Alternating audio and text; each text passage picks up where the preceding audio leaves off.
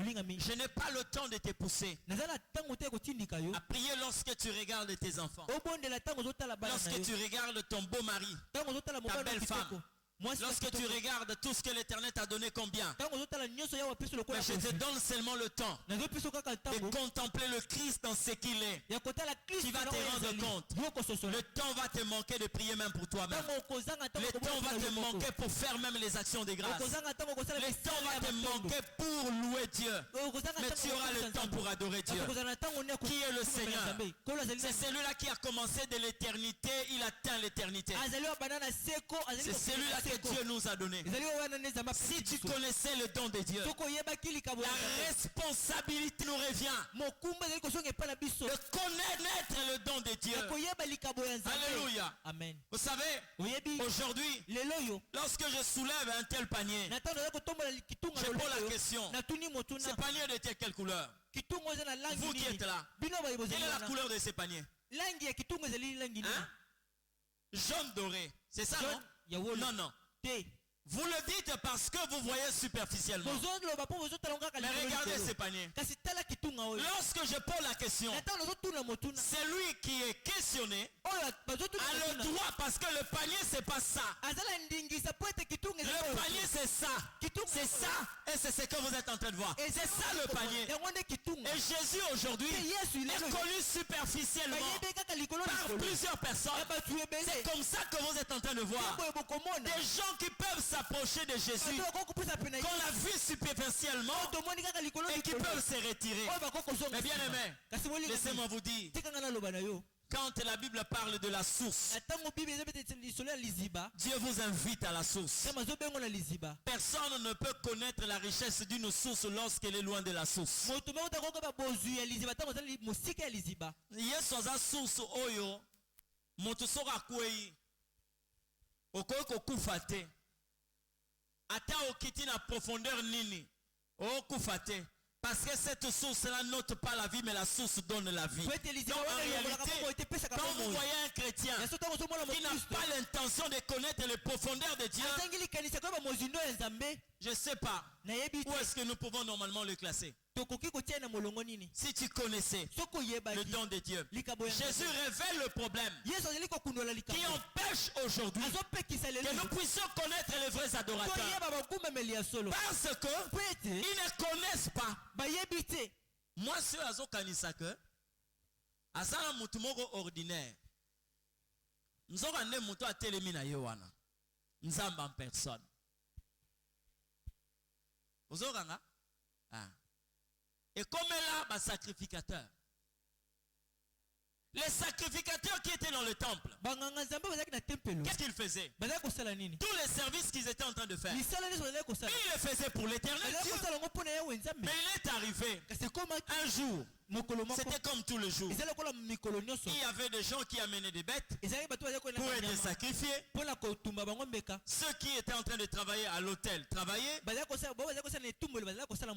a une femme, un homme qui sont entrés avec un bébé. Amen. Bébé. Certainement lorsqu'ils ont coupé l'animal, ils ont placé sur l'autel. Les sacrificateurs qui étaient là avaient les mains levées. Lorsque la fumée était en train de monter, ils étaient en train de rendre grâce au Seigneur. Mais là, à l'entrée, il y a une femme qui a mené un bébé avec son mari Joseph. Le bébé qui est entré là, c'était Dieu en personne. Mais les sacrificateurs qui étaient là, personne n'avait connu que Dieu est entré ici. Il continue à regarder en l'air. Il continue à regarder en haut. Mais oh, Dieu est entré là. Il continuait à sacrifier. Mais l'Éternel est entré dans le temple. Deux personnes seulement connaissaient que Dieu est là en personne. Il y avait premièrement Siméon. Il y avait deuxièmement la prophétesse Anne.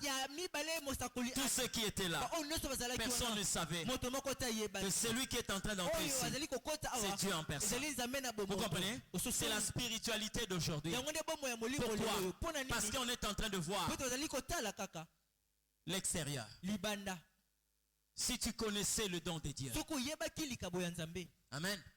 Et là on est au sala que lelo ba te belé bazo kene musika na nzambe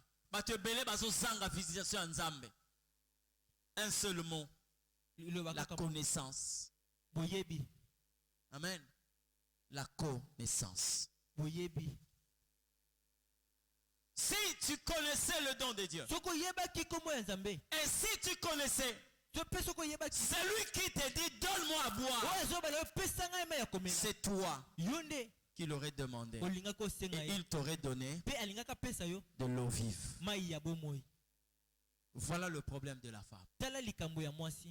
Bien aimé. Au moment où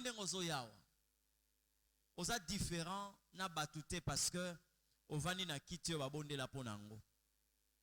On a différent na batu parce que au yebi o bango ba yebi en ce qui concerne le Christ. Vous comprenez ce que je dis? Oui. La responsabilité de chaque personne chrétien est de vouloir connaître Jésus plus que tout le monde. Mais comment le connaître? Nous devons cesser de rester loin. Parce que lui-même dit, venez à moi. Il y a des gens qui ne voient pas le Seigneur, mais qui sont en train de... comment? Ils aperçoivent au lieu de voir. Ils sont de loin en train d'apercevoir, mais ils ne voient pas. Et c'est possible que même les disciples de Jésus, lorsqu'ils apercevaient, ils ont appelé Jésus fantôme. Oh, c'était leur propre maître. Mais quand il avançait, il leur a dit, rassurez-vous, c'est bien moi. Bien aimé, parce que soko yebiye okoganga te fantôme soko moni azotambola likola mai. Vous comprenez ce que je dis? Tu comprendras que celui-là que tout obéisse. Nyonso tosakaye. La notion de l'apaisanteur ne peut pas s'imposer sur la personne de Christ. C'est pourquoi il n'avait pas besoin. Je dis bien, il n'avait pas besoin de faire beaucoup de gestes pour qu'il puisse montrer réellement qu'il était supérieur à la nature. Comment il est venu dans le monde? Il n'a pas eu besoin d'un homme pour venir dans ce monde. Il y avait seulement le Saint-Esprit qui est venu couvrir une femme. Le processus qui se fait par l'union entre un homme et une femme a eu lieu. Marie est devenue enceinte. Comment Jésus est venu? Au-delà des principes humains. Vous savez pourquoi Marie a mis au monde seul? Parce que Jésus n'avait pas un cordon ombilical. Akina motolote. Ozaro kangaina Marie. Hein? Bonsoir Marnazo Ambino. Donc, à son là qui ça depuis déjà naissance naïe. Hein? Que Jésus a là qui dit colo y a pas principe ya mokili. Est-ce que vous vous imaginez? Quelqu'un comme Jean-Baptiste. Jean-Baptiste n'est qu'un précurseur. Mais pour que lui vienne, Dieu a défendu à sa mère de ne pas prendre du vin, de ne pas manger de nourriture souillée, hein? Des choses impures. Pourquoi? Parce qu'en entrant en contact avec ces choses, elle peut souiller l'enfant. Vous savez pourquoi? Parce que tout ce que la maman mange est communiqué aussi à l'enfant. Moi na liaka. Et loko nyonso maman na ya liaka. Parce qu'à zone on nzela ya mutolo. Vous voyez bien non? C'est facile à comprendre. Jean qui n'était qu'un précurseur, Dieu va lui défendre. Défendre à Élisabeth. Ne touche rien d'impur. Ne bois pas le vin et ne mange rien d'impur. Pourquoi? Tu dois conserver cet enfant dans la pureté. Parce que il sera baptisé du Saint-Esprit dès le sein de sa mère. Maintenant, il y a quelqu'un qui est plus saint que cet enfant-là, Jean-Baptiste. C'est Jésus. Quand l'ange vient, il parle à Marie. Tu deviendras enceinte. Mais il ne lui interdit rien. Aïbi si était que Kolia et l'eau comme moko ya mabete comme la paix 20 Dieu ne lui dit rien. Il le laisse comme ça. Vous savez pourquoi? Parce que la Bible dit il est sorti d'une terre desséchée. Vous savez, la terre desséchée, on l'appelait comme le germe qui sort d'une terre desséchée. La terre desséchée, ce n'est pas Israël. La terre desséchée, c'était Marie. Parce que quand un arbre sort, on doit l'arroser. Nzete nyonso lukaka nanu bisika oyo mai ezali po atrouver biloko oyo ya kolela na kati ya mabele. On appelle ça des substances nutritives. Mais Jésus, Esaïe l'a présenté comme un rejetant qui sort d'une terre desséchée. Si vous voyez un rejetant sortir d'une terre desséchée, ça veut dire que ces rejetants-là possèdent ses propres substances nutritives. Il ne dépend pas de la terre, mais il dépend de lui-même. C'est comme ça que Jésus grandissait dans le ventre de Marie. Il n'y avait pas un cordon qui liait Jésus à Marie. Donc Jésus grandissait sans pour autant se nourrir de ce que Marie mangeait. Et c'est comme ça là que le jour où il a été aux noces de Canaan, Marie a commis la bêtise d'aller vers Jésus, d'aller lui demander: est-ce que vous que bato bazana masangate? Yesu abenga ye maman te, abenga ye femme. Moi si. Il lui a posé la question: qu'a-t-il entre toi et moi? Kobanda Yesu aya na mokili awa eloko moko te kanga ye na Marie. Il n'y a rien entre le Christ et Marie. Il n'y a rien. Vous comprenez ce que je dis? Ouais. Rien entre Christ et Marie. Et c'est comme ça que vous allez vous rendre compte que si vous commencez à vouloir connaître qui est le Christ, vous vous rendez compte qu'il est au-dessus de la nature. Il est au-delà de tout ce que l'homme peut imaginer. Il est né. La Bible n'a jamais parlé de la douleur d'enfantement. Mais la Bible parle du temps où Marie devait accoucher. Hein? On n'a pas dit que Marie eut les douleurs d'enfantement. On dit le temps où Marie devait accoucher arriva. Il n'était pas assisté d'une sage femme. C'était la représentation physique de l'arche de Dieu. Or, déjà dans l'Ancien Testament, Dieu interdisait aux gens de toucher l'arche s'ils ne sont pas consacrés. C'est-à-dire quand Jésus naissait, personne ne pouvait le prendre. On risquerait de connaître ce que Uza a connu. Lorsqu'il a touché l'arche de Dieu, Dieu l'a frappé sur place. Alors la seule possibilité que Dieu pouvait donner aux hommes, c'est que Marie soit capable d'enfanter seule. Vous comprenez ce que je dis? Qui est Jésus? Si tu connaissais le don de Dieu, la chose qui t'empêche d'adorer Dieu, la chose qui t'empêche d'être un adorateur, c'est ça, la connaissance du don de Dieu.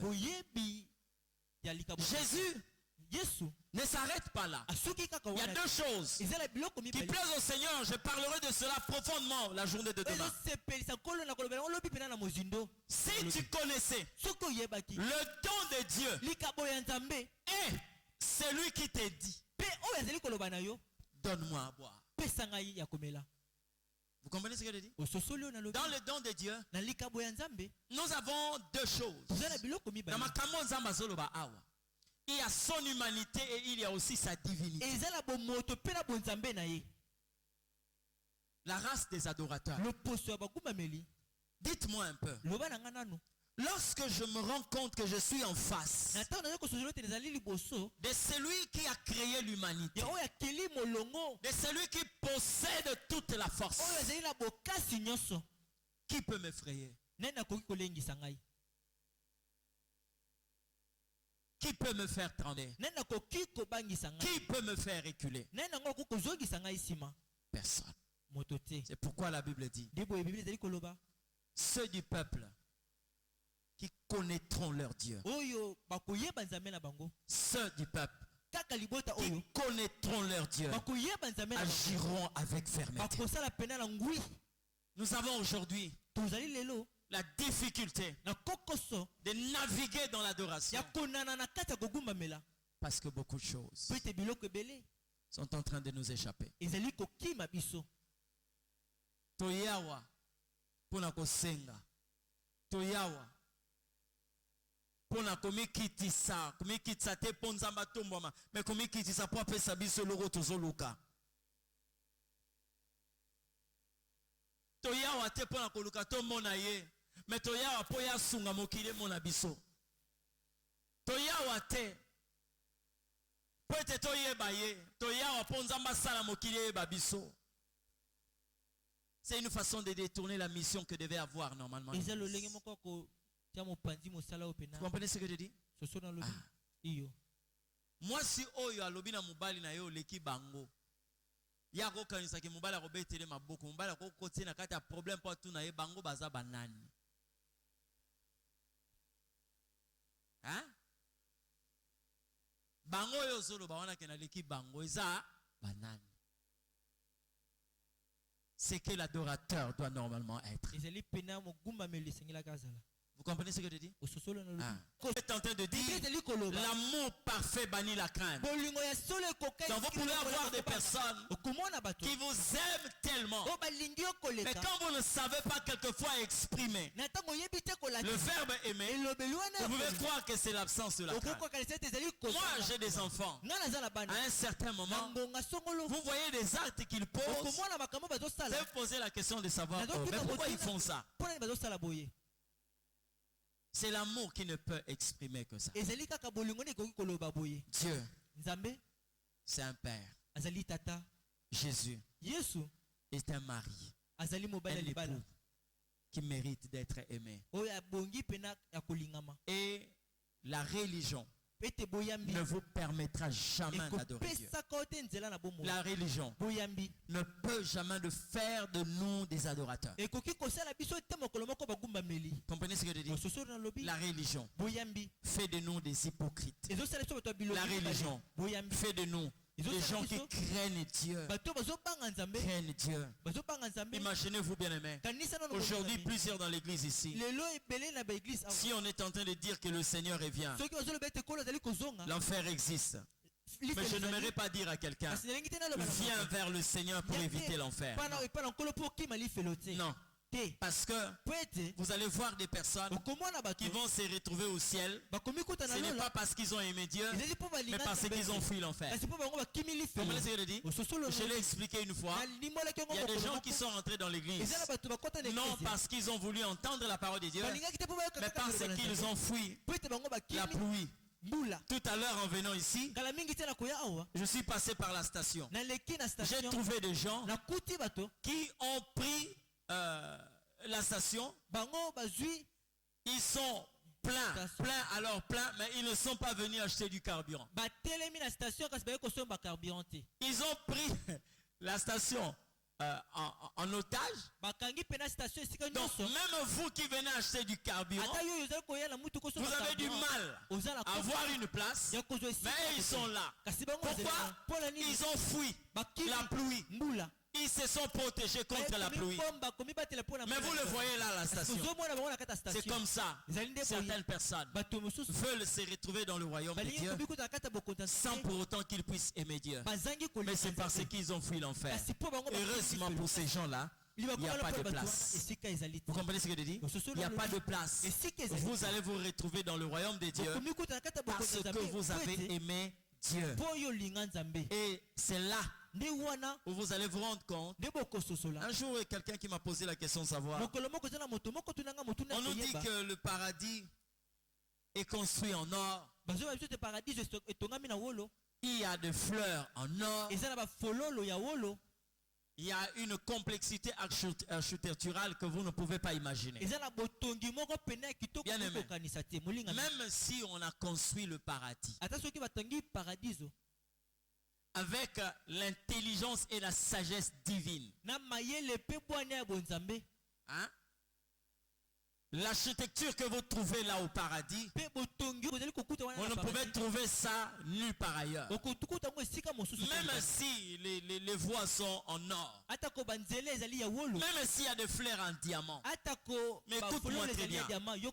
Lorsque quelqu'un se retrouve au ciel, parce qu'il a aimé Dieu, il ne va jamais détourner ses regards du Seigneur pour regarder ces choses. Parce que la personne qui va l'intéresser, c'est beaucoup plus le Seigneur. C'est pourquoi vous voyez le frère Lifoko du ciel est en train de dire, je